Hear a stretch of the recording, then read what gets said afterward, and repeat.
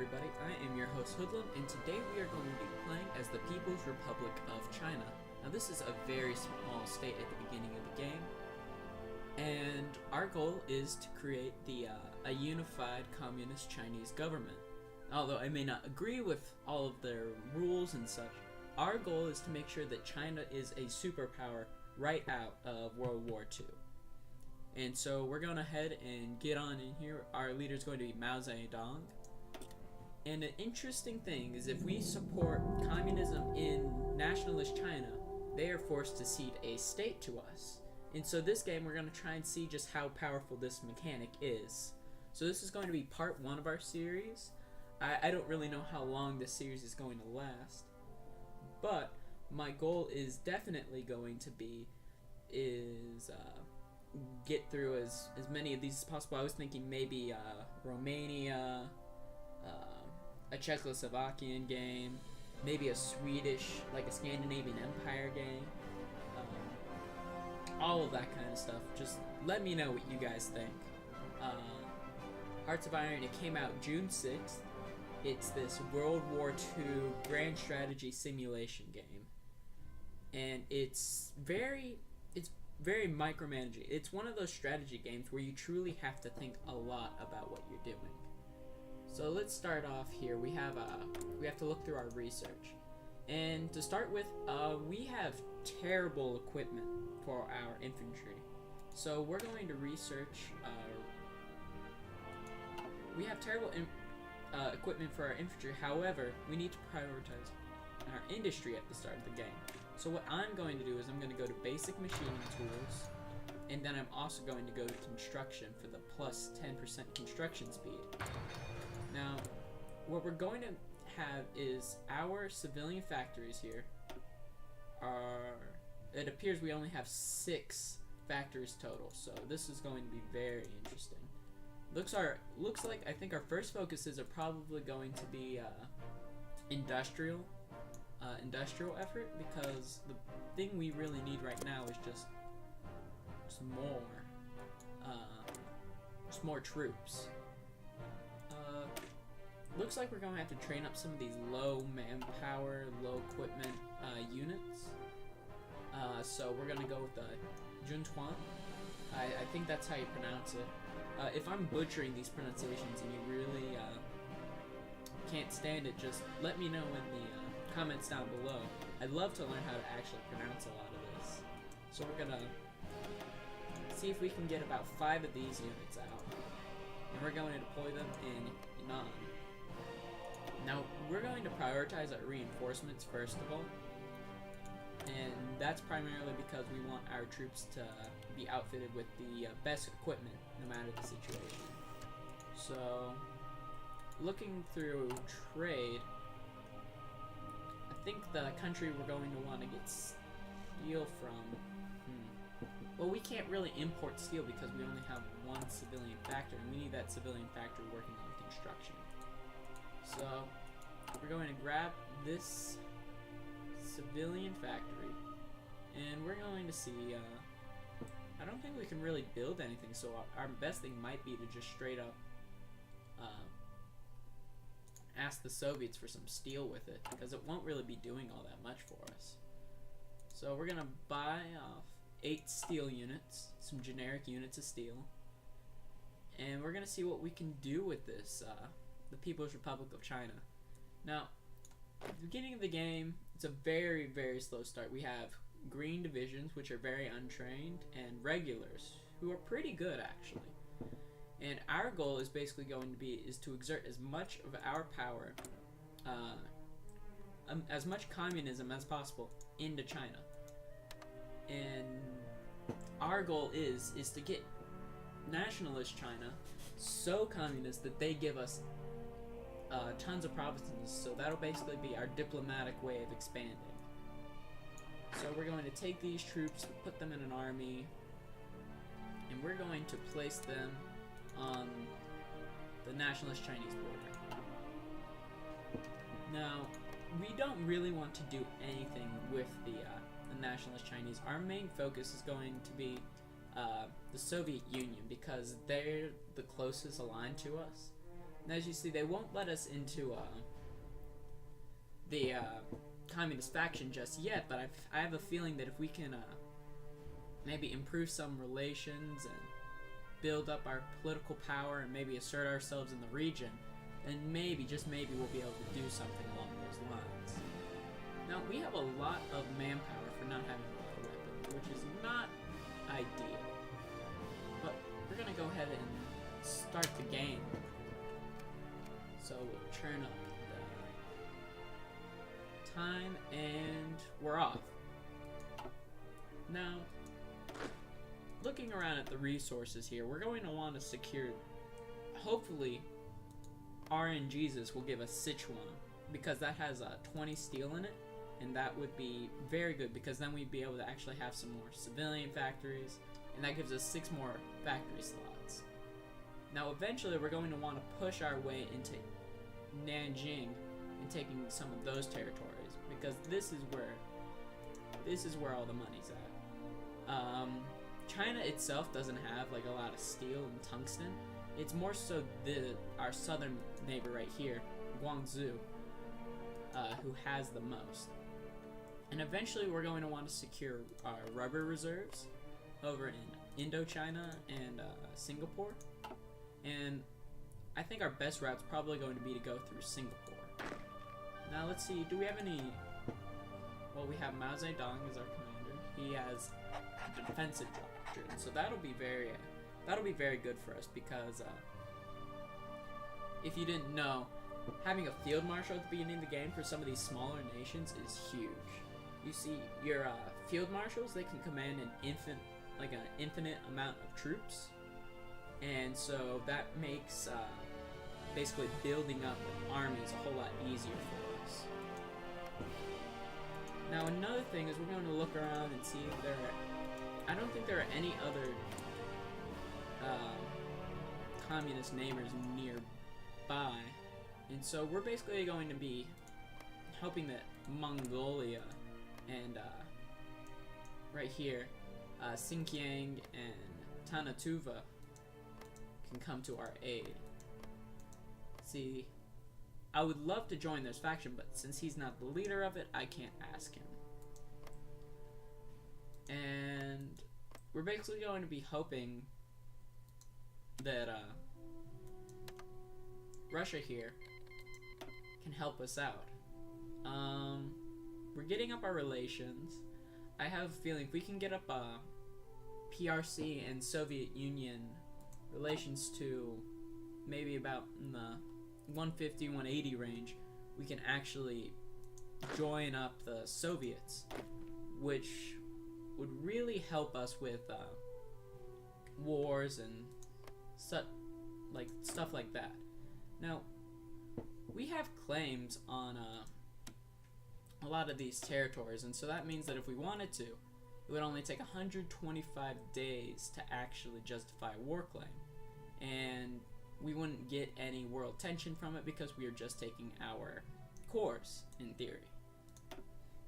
Now, our goal is to basically look around and see which ones of these are not a part of China's sphere. Because China's going to start trying to exert a sphere over the rest of these nations, and since world tension is at 0%, they can't guarantee anybody. So that means what we're going to try and do is we're going to try and overtake as many of these nearby neighboring countries that are basically defenseless as possible. So we're just going to wait and see if we can generate exactly what we need. So we have our industrial effort going, and right now we're up to a waiting game, so I'm going to churn up the time. Now when I was thinking about this series, I was thinking of what else I've been seeing on YouTube. You know, you have your general Soviet Union, Poland games, German Reich, United Kingdom, France, and all that. Let's see. Political power. Though we have escaped certain from the long march, nationalists are not planning to let us grow stronger without more confrontations. Weaken our political support. We don't know how to command it. We're pushing right back. Retreat into isolation. Communist retreat. No. Well, I think we should stand our ground here because this 50% chance for 150 political power could really be huge for us because that would allow us to... And no. Well, I'm gonna throw this to the side. Basically, we'll leave it up there for... Because this effect won't go in until we click off of it, so it's kind of a cheaty way to put ourselves in a better position. It's too bad that we're losing all that political power, so I'll go ahead and put that in. Now we have negative political power. That is not a good start. But there's a Chinese Communist Party. It's up to 3% support, and hopefully with that, we'll be able to do a whole lot more against the nationalist Chinese, because they can't really go to another area since there is no democratic party increase until much later on. I don't even think this tree has any democratic increase, so that's really ideal for us. Free civilian factories. I could have sworn we were just trading with the Russians. Or did the Russians deny our trade? Looks like we didn't actually get that trade with the Soviet Union, so... Let's see. No. We don't need that. There. Alright.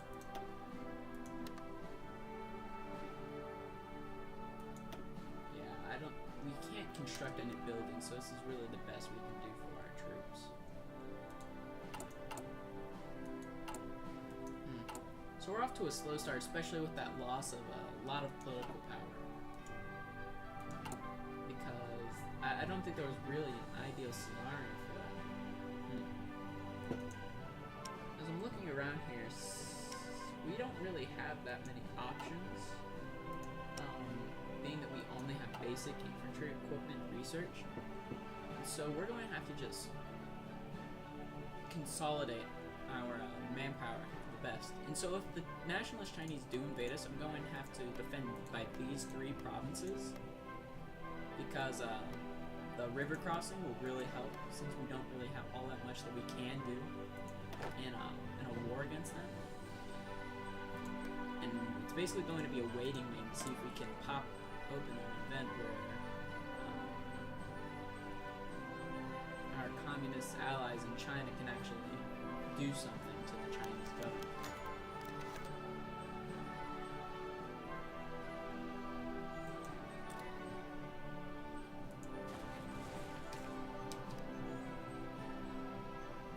Now, did we just declare war on some other nations? I don't think that's what happened, but we're still waiting. We're trying to see if we can get into the common term in order to improve some relations here. We're really trying to brew a lot of hate between these 2 Chinese states and the rest of China in order to secure some more territories.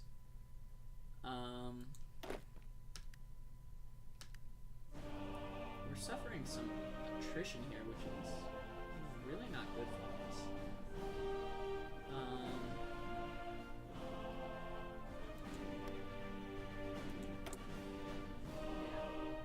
Let's see, I think it's this entire province though, so we have nowhere to retreat to, but they definitely are going to be taking some losses here too. So we're going to have to basically hang tight and hope for the best. Now, I'm going to have to draw a possible fallback right here just for planning sake. As far as I know, none of our actual... I think the game's glitching on me here. Yeah, it's highlighting a border conflict area. So it's gonna last like that for a while, I think. Alright, so we won the border conflict, which is great. I think it's because the Chinese didn't put enough troops in these areas, and so they just lost everything. But now we actually have the political power that we need in order to press, to justify a war claim to retake our core states here.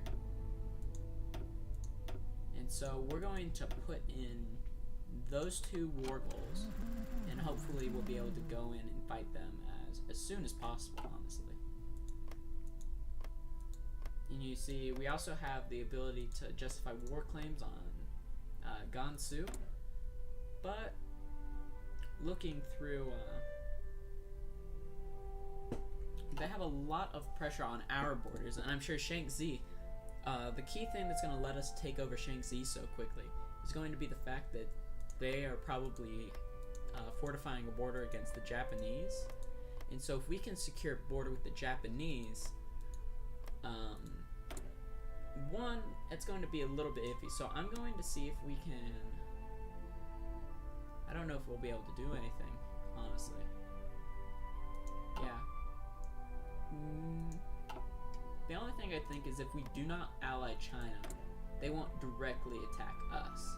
And if we join the Comintern in time, we'll be able to be defended by the Soviet Union in the case of a Japanese,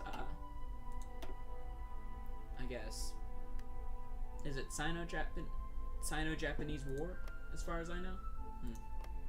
I'll see what it's called in Japan's, yeah, Sino. Once again, if I'm screwing up these pronunciations, I'm very sorry. Yeah, Sino. War with China. Alright. And so we're going to slowly disarm China simply through existing, basically. And as you see, our communist ideology is spreading around in China. I don't know if we're actually going to be able to do anything significant with it because of how slowly it is increasing. But maybe by December this year, it'll be a significant enough population that we'll be able to do something. One of my hopes would be to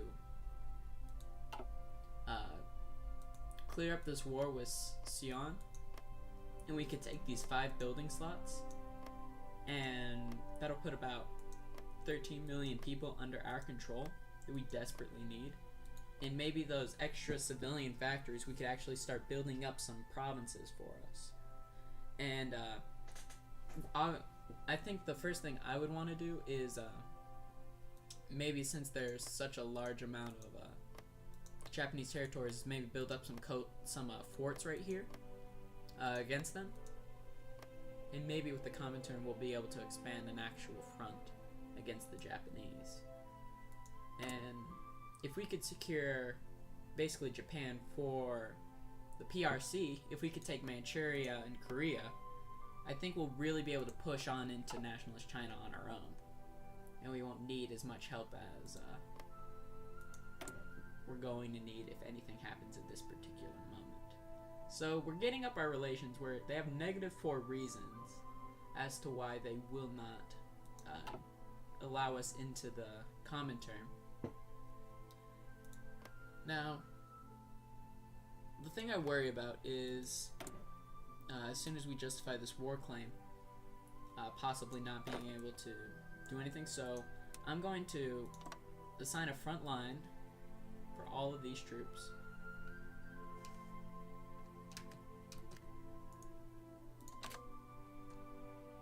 So we're gonna go there, and an offensive line like that.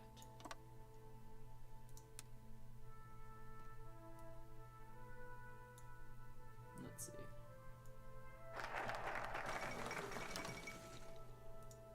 Okay, so they remilitarized the Rhineland. That's almost always expected.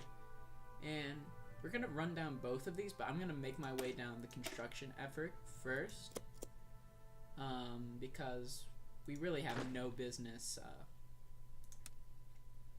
expanding, you know, it's weird. That is not at all what I want to mess with. Okay, I'm gonna delete all orders for these troops, and I'm just gonna repaint this entire offensive.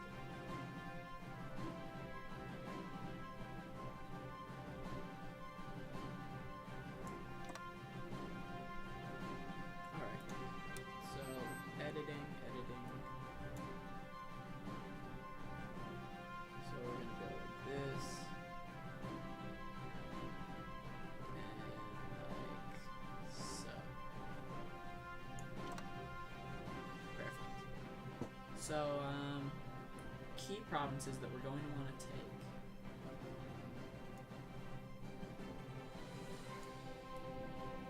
I'm trying to plan this out in the most efficient way, so maybe if we run up the river, it'll be a little bit less risky for us. And I think the sooner we can establish ourselves in these provinces, the sooner we'll actually be able to take over this region. Now, it's going to take some time for us to actually reclaim our core states here. Let's see, we got 100 more days, June 20th. Oh, I think that's coming in, so maybe our next episode we're going to actually be able to invade Shaanxi. Thanks for joining me. I've been your host, Hoodlum, and I hope you all have a wonderful day.